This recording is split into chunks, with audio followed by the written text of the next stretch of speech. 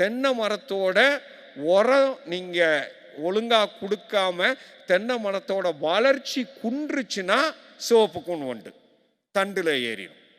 இந்த ரெண்டையும் நீங்கள் மெயின்டைன் பண்ணீங்கன்னா பல பயிர் சாகுபடியை பண்ணும்போது ஒவ்வொரு பயிரிலிருந்தும் கிளம்புற பலவிதமான வாடைகள் இந்த ஒவ்வொரு பூச்சியும் ஒவ்வொரு பயிருக்கு போகிறதுல குழப்பத்தை உண்டு பண்ணும். ஒரு எடுத்துக்காட்டு, பிரியாணிக்கு பர்டிகுலர் வாடை வரும். பிரியாணி வாடையை நோக்கி நம்ம போய்கிட்டு இருக்கும்போது பிரியாணிக்கு நடுவில் தயிர் சாதமும் சாம்பார் சாதமும் கலந்தால் எப்படி இருக்கும்?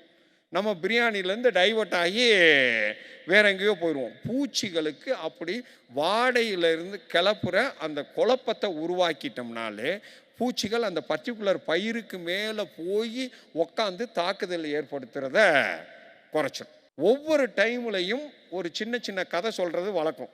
முன்னாடி குளவி கதை ஃபேமஸ் ஆகிக்கிட்டு இருக்குது. இப்போ ஒரு கதை இன்னைக்கு சொல்லி ஆகணும். அதனால இன்னைக்கு ஒரு கதையை சொல்லிடுவோம். நம்ம எந்த பயிர் எடுத்தாலும் வரப்பில் தட்டைப்பயிர்னு சொல்கிற காராமணி வைக்கணும்.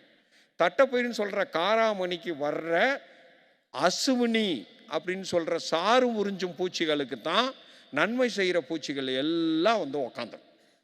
அப்போ தட்டைப்பயிரை வரப்பில் வைக்கும்போது தட்டைப்பயிரை சாப்பிட்றதுக்கான அசுவினி வரும்போது அசுவினி அப்படிங்கிறத எத்தனை பேர் பார்த்துருக்குறீங்க?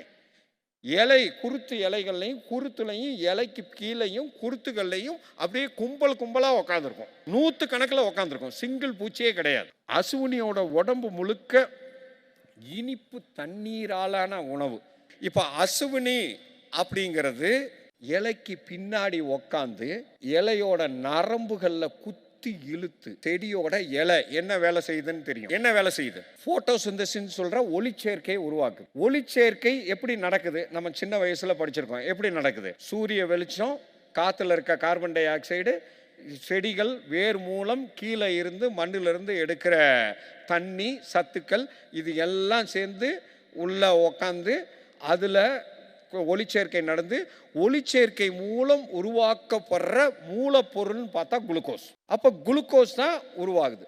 அந்த குளுக்கோஸ் திருப்பி செடியில் எல்லா இடத்துக்கும் இன்னொரு டியூப் மூலமாக போய் அந்த செடி வளர ஆரம்பிக்கும். இப்போ இந்த குளுக்கோஸ் தண்ணி தான் எல்லா பக்கமும் ரத்தம், நம்மளுக்கு உடம்பு முழுக்க குழாய்களில் எப்படி ரத்தம் ஓடுதோ அது மாதிரி செடிகளில் சைலம் புளோயம்னு 2 விதமான குழாய் இருக்குது. அதெல்லாம் திருப்பி டெக்னிக்கலாக பேச ஆரம்பிச்சோம்னா சிக்கல். ஒரு குழாய் வழியாக அந்த ஜூஸ் தண்ணி ஓடிக்கிட்டே இருக்கும் செடி முழுக்க. சாறு உறிஞ்சும் பூச்சின்னு சொல்கிற அசுவினி, தத்துப்பூச்சி, இலைப்பேன், வெள்ளை ஈ, மாவு பூச்சி, இவங்க எல்லாமே இலைக்கு பின்னாடி உக்காந்து கரெக்டாக அந்த சக்கரை தண்ணி போகிற குழாயை கண்டுபிடிச்சி அந்த குழாய்க்குள்ளே இவங்க ஊசி மாதிரி இருக்கிற வாயை வச்சு உள்ளே சொருகி சக்கரை தண்ணி ஜூஸை உரிய ஆரம்பிப்பாங்க.